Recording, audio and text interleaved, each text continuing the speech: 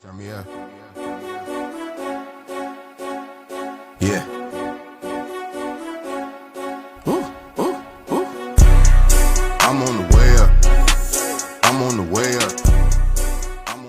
I wanted to ask you a little question as well, going back to the film a little bit. So I watched your Black Eyed Peas interview, Oh, and you did. you were talking about like a remake and a sequel and that. And you were talking about the end of the film, obviously, where Jack's driving away in the truck and the monster comes out. Yeah. So I had a bit of a theory on how you could start off the second film as a sequel to carry it on. Oh, yeah. So when your death scene in Big Trouble in Little China, we see the Buddha get dropped on you and you disappear, but you still the lightning and the explosion. So the lightning could be you stopping yourself hitting the floor and blowing up the Buddha, and you sneak off and survive. Because at the end, when Jack's driving away and the monster comes up, there's lightning that happens in the background. So Yeah. that could be you coming to save Jack, and that's how we continue the story because you've turned a new leaf. Well, So that's thank how you. the You already wrote the opening scene of the sequel right so there. yeah, you can take it and run with it, but we know Yeah, the truth. that's good. That's good. I see. Even fans like you can be so creative. I have to tell you, the best era of Hollywood making is definitely during the 50s all the way till the 90s, whether it's the black and white film or 80s and 90s film. They have the best story, the best acting, and the best sets and the lighting and everything. Mm. I have to say, I'm very disappointed with the movie today, that how the Hollywood movies are being made today, because everything is so much CGI, nothing is real. Everything is blur out backdrop, that kind of thing. Mm. So, and the action wise, if you look at Marvel, it's so boring. I'd rather see a 70s Western, even Western spaghetti. They have a good bar fight than watching Mm. any of these Marvel movie fights. Boom, boom, and the guy just the walls and everything. And the walls is not even real. It's all CGI. Oh my God. I love those old good old spaghetti western, people falling Mm. off from the second floor right on the table and then, hitting each other against the poles, and the poles breaks down and things like that. Or the Japanese samurai, I don't know if you're into the Yeah, black and white. I love the yeah, I Japanese, am. swat one day, come on, swat, swat, two day, the person from the back, whua, whua, all dead in a Mm. matter of maybe less than a minute. But just to build up that scene, there's going to be close up, and the feet moving, and the staring of the eyes, to build out that intensity. That's what I call great direction of action. Mm. The day you look at these movies, excuse me, Marvels, oh yeah, it's you, boom, boom, boom. You have no expectation. It doesn't No. allow you to do any imagination. Am I right to say that? Yeah, of course. It becomes so, I call it cheap lunch Mm. fights. Just so no imagination. You got to have expectation.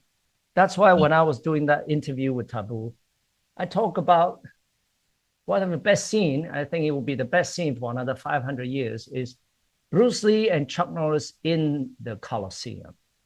I've They seen that. Yeah. That is the ultimate kung fu fight scene ever. If you really think about how it's made, and I'm sure Bruce is the man who designed it. Mm. Everything is such detail. You ever see a movie before two guys fight? They do stretch outs, and all of that. And then there's a cat coming to the corner, go, yeah. Oh, and then boom, the two guys fight each other. No, Mm. I don't think I ever seen another movie with that kind of, preparation. Mm. That's the geniusness of Bruce Lee. That's why he's a legend. He's Mm. an educated man. I really think an educated man making a movie has his own philosophy. The way he speaks, all the phrases that he talk about, it's not a common man without knowledge. He is a Mm. philosopher. Till today, I even write scripts with his quotes. I reuse his quote just to make it dynamic for the young people to understand. This man already half a century away, has said this, and these phrases can be used on everyday life of ours. That's the beauty of Bruce Lee, and I really tip my hat for Bruce and Chuck. No, I was just going to follow on because obviously you were talking about the fight scenes and just how real it is. I mean, because I'm a referee in the wrestling business, so I'm in the ring with the boys and girls, and I see the bumps and the slams and the hits they take. So to see real stuntmen in fight scenes and in films, I sit there in the cinema and I'm in awe of that part. But then, like you said, you see the CGI and that bit's boring. I'm always pointing out to my missus, like, you don't realize what just went into that stunt and the bump that guy just took, sort of thing. And it's the same with like Bruce Lee and Chuck Norris and even Jackie Chan. They did all their own fight scenes and all their own stunts, and you just don't get that anymore. And that's what creates like the flavor and the excitement in the fight scenes. That's very true. Yeah, I mean, I think Jackie Chan is a great stunt man, you know. I mean, his films is very much about acrobats to me, you know, and he's good in his own way, but my ultimate idol is definitely Bruce Lee. None other than Bruce Lee. Without him, there's no such an industry called Kung Fu martial art movie. There's only the No. Japanese samurai, the Hong Kong Shaw Brothers, they call it wuxia movie, but there would not be such a thing called Kung Fu martial art movie without Bruce and without Chow. Simple. So when you did your fight scenes, how much cinematic kung fu to real kung fu were you able to put in those scenes? So was there stuff where they tried to show you choreography, but you changed it to make it more real fighting styles? Not really. In the making of Big Trouble, it was so complicated. So, and the choreographer, you know, is the famous Yuen Wo-ping from Hong Kong. I think this movie was probably even before the making of Matrix, probably. I'm not sure. And he was kind of new to Hollywood, but you know, he already has a name in Hong Kong. He was busy choreographing the crowd fight scene, you know, the alley scene where the first fight is, which turned out to be great.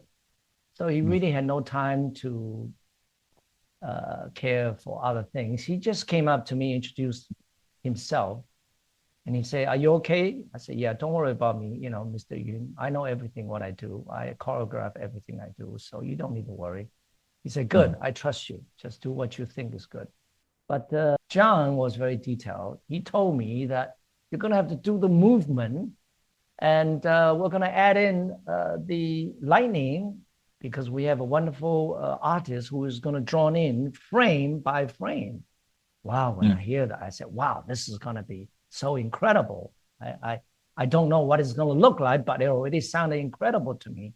So then I begin to imagine what I should do to make it possible that it gives enough time for the lightning effect to take place. So every movement I do, I pause just to allow the time for the lightning to spread out to the rooms and things like that. And the timing was so perfect that the artist and I somehow just clicked together and everything looked perfect. I have to say, my lightning scene is the best ever. I doubt there's going to be another lightning scene, whether it's Mortal Kombat or Marvel movie, will have a better lightning scene. Why? Simply because it's drawn in frame to frame instead of the CGI.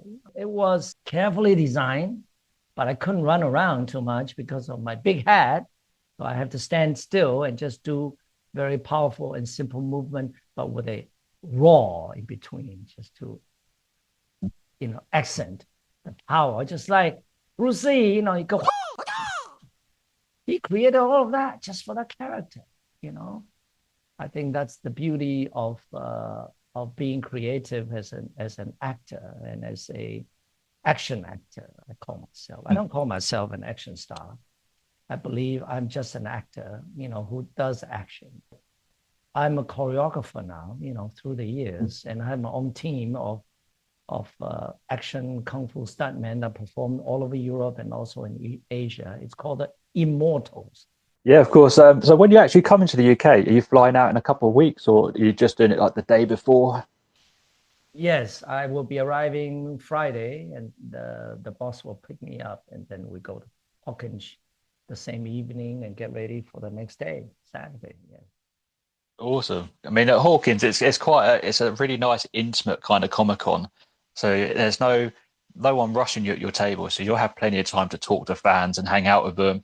I mean, lots of the other guests they end up wandering around and just like hanging out with the fans. It's quite a good one. So it's not it's not like the bigger ones where you've got security and event staff marching you around. You'll be able to just to wander about and do what you please a little bit sometimes. So I think you're going to love it.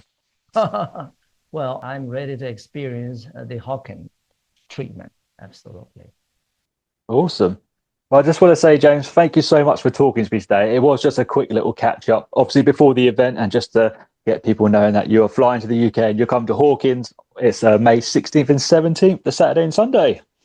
Absolutely. So fans, bring everything you want me to sign, but I definitely will have 8 by 10s and 11 by 14 of me and Carter Wong Thunder, double autograph posters, and even 12 by 17 big poster of the double autograph.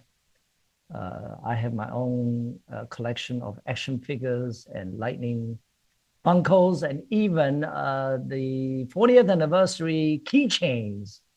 Lopan and everybody, that's so special. The fans go crazy on that. And even a poster specially designed for 40th anniversary with all the characters, main characters in it, and even with the best headline. And what else do we have? Oh my God, so many things. Yes. Even DVDs. We have prepared some DVDs. For those who haven't seen the movie, you can buy the DVD and I'll autograph it for you. But bring whatever you want me to sign and come have a good time, a great time with James. All right. Thank you. And I'll teach you how to be a lightning sorcerer. Oh, it's about the fingers, isn't it? Spreading them out. Right. Gotta stretch out with energy. Stretch out with the energy, and the lightning will strike around you. Awesome. Thank you so much, James. And it was such a pleasure to talk to you today. Thank you, Ben. All right, I'll see you there, right? At the Hawking. Yeah, I'll definitely see you there. Don't worry. All right. Take care. Bye-bye. Okay, bye.